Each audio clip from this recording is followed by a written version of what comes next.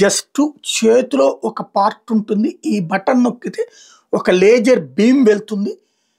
ఇది బాంబు కంటే ప్రమాదకరమైంది. ఒక విమానాన్ని నిలువుగా చీల్చేయగలదు, ఒక విమానాన్ని పేల్చేయగలదు.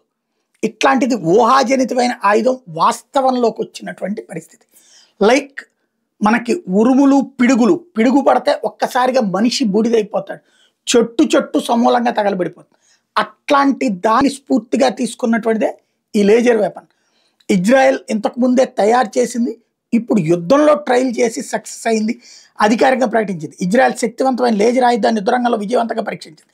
శత్రు డ్రోన్ల మీద ఈ కాంతి ఖడ్గం ప్రభావవంతంగా పనిచేసినట్టు పేర్కొంది. డజన్ల కొద్దీ ప్రత్యర్థి డ్రోన్లను కూల్చినట్టు వెల్లడించింది.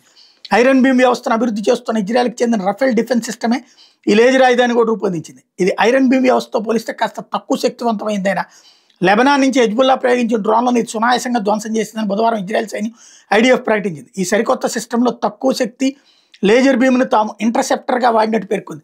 మరోవైపు రఫేల్ సంస్థ చైర్మన్ యువల్ సెయించ్ స్పందిస్తూ ప్రపంచంలోనే తొలిసారి అత్యంత శక్తివంతమైన లేజర్ని పూర్తిగా వినియోగించి యుద్ధాల్లో ఇంటర్సెప్టర్ వాడిన దేశంగా ఇజ్రాయెల్ నిలిచిందని చెప్పుకొచ్చారు.